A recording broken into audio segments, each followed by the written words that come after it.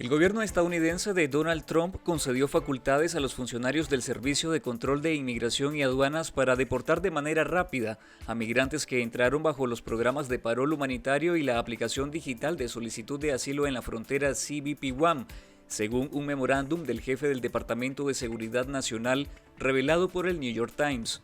El memorándum permite deportar a los migrantes con parol independientemente de si han cumplido los 2 años de estatus legal contemplado en el programa o si aún les queda tiempo para residir en el país. Las autoridades darán prioridad a los casos que no hayan hecho una solicitud de asilo. El primer día de su mandato, Trump ordenó poner fin al parol humanitario para nicaragüenses, cubanos, venezolanos y haitianos.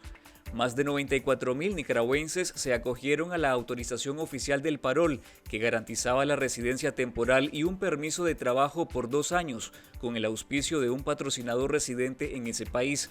Hasta diciembre de 2024 habían otros 3,200 nicaragüenses que tenían autorizado viajar a Estados Unidos y no pudieron hacerlo todos aquellos que tenían fecha de viajar posterior al 20 de enero. El retorno del presidente Donald Trump al poder está marcado por el inicio de una cruzada anti-inmigrante con la que promete deportar a millones de indocumentados.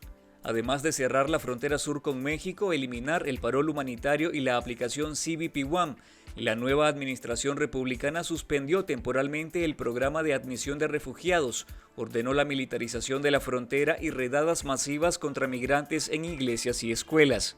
Además, emitió una orden que niega el derecho de ciudadanía por nacimiento, un decreto controversial impugnado por decenas de estados y bloqueado por un juez federal de Seattle, por contradecir la misma Carta Magna estadounidense en su enmienda 14. El mandatario republicano ha prometido ejecutar las deportaciones masivas más grandes de la historia de ese país. El presidente del Instituto de Políticas Migratorias en Washington, D.C., el Dr. Andrew Seeley, asegura que la maquinaria de deportaciones de Trump expulsará a más migrantes que años anteriores, pero no a tantos como promete.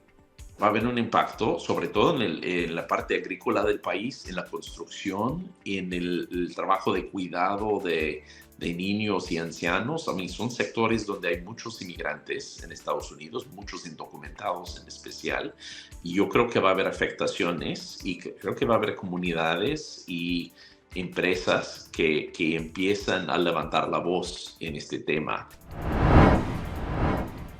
El gobierno de Trump dispuso un plan de deportaciones aceleradas en todo Estados Unidos. El 24 de enero de 2025, la vocera de la Casa Blanca anunció el comienzo de las expulsiones masivas en aviones militares. El gobierno republicano compartió fotografías de cientos de migrantes subiendo a un avión de carga del ejército y afirmó que dichas imágenes eran una muestra de las graves consecuencias para aquellos que quieran ingresar ilegalmente a ese país. Algunos de esos vuelos llegaron a Guatemala horas después.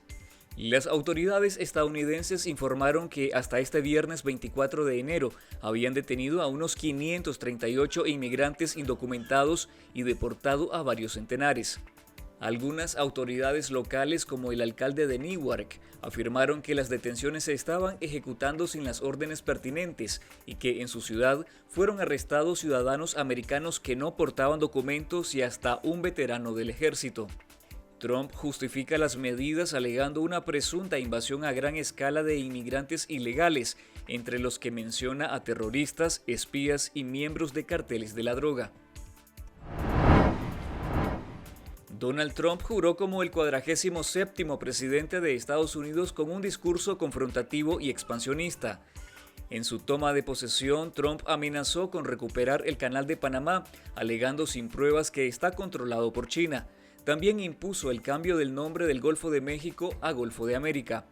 Trump firmó una decena de órdenes ejecutivas durante los primeros días de su mandato y desmontó las políticas energéticas del presidente Biden. El magnate republicano de 78 años regresó al poder tras negarse a reconocer su derrota ante el presidente saliente Joe Biden en las elecciones de 2020. En su primer día de mandato indultó a unas 1.600 personas procesadas por el asalto al Capitolio el 6 de enero de 2021. La Corte Interamericana de Derechos Humanos condenó este jueves 23 de enero de 2025 al Estado de Nicaragua por la falta de integridad del proceso electoral de 2011 y por abuso del aparato estatal para conseguir la primera reelección de Daniel Ortega. En la campaña electoral de ese año, el candidato opositor Fabio Gadea Mantilla acusó a Ortega de abuso de poder para allanar el camino hacia su reelección presidencial.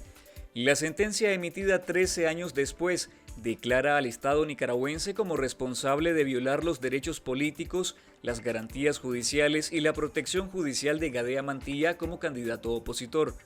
A su vez, denuncia las irregularidades en el proceso electoral, incluida la ilegalidad de la reelección presidencial. La resolución marca un precedente jurídico importante que concluye la ilegalidad e ilegitimidad de las candidaturas y presidencia de Daniel Ortega posterior al 2011. Lo que existe en Nicaragua es una dictadura y esta es la primera vez que jurídicamente existe un precedente que determina la ilegalidad de la presidencia de Ortega. Ortega ya no puede, de acuerdo al sistema interamericano, al derecho internacional, ya no puede alegar que ha sido un presidente elegido en una elección libre. Como parte de su resolución, el Tribunal Hemisférico estableció que la reelección presidencial indefinida no es un derecho humano y además atenta contra los principios democráticos y afecta la separación de poderes. La dictadura de Daniel Ortega ordenó confiscar las instalaciones del Seminario Mayor de Filosofía San Luis Gonzaga y el Centro Diocesano de Pastoral La Cartuja, ambos pertenecientes a la Iglesia Católica en la diócesis de Matagalpa. Fuentes consultadas por el medio Mosaico CSI atestiguaron que la policía se tomó ambas instalaciones en compañía de funcionarios de la Procuraduría General de la República, la institución a cargo de ejecutar las confiscaciones del régimen. El Centro Diocesano La Cartuja, a 5 kilómetros al norte de la ciudad de Matagalpa, fue tomado unos días antes, la tarde del jueves 16 de enero. La sede episcopal de Monseñor Rolando Álvarez es la diócesis más golpeada por la dictadura, con casi la mitad de su clero diocesano desterrado y exiliado, incluso su máxima autoridad pastoral, que fue encarcelado con delitos fabricados de traición a la patria y luego expulsado hacia el Vaticano. El expresidente salvadoreño Mauricio Funes, prófugo de la justicia de su país, falleció la noche del martes 21 de enero de 2025 en Nicaragua, donde residía desde 2016 protegido por el régimen de Daniel Ortega y Rosario Murillo. El Ministerio de Salud nicaragüense anunció el deceso del exmandatario centroamericano. Medios salvadoreños informaron que Funes pudo haber muerto de complicaciones renales y hepáticas. Mauricio Funes gobernó su país entre 2009 y 2014. En 2019, la dictadura de Ortega le otorgó la nacionalidad junto a su familia. El exmandatario recibía un sueldo de más de $2.700 por parte de la Cancillería nicaragüense, según una revelación de Confidencial en 2019. Funes tenía 3 órdenes de captura por diversos actos de corrupción en su país, que incluían evasión de impuestos y lavado de activos, con la que sumaba 28 años de cárcel. La violencia machista cobró la vida de 8 mujeres nicaragüenses asesinadas durante los primeros 15 días de 2025.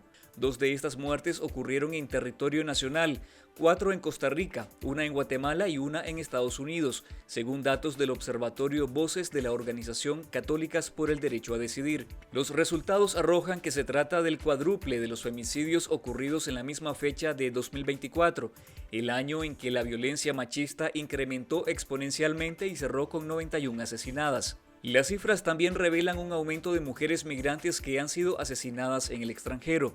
En los últimos 5 años murieron al menos 72 nicaragüenses en el exterior, la mayoría en Costa Rica.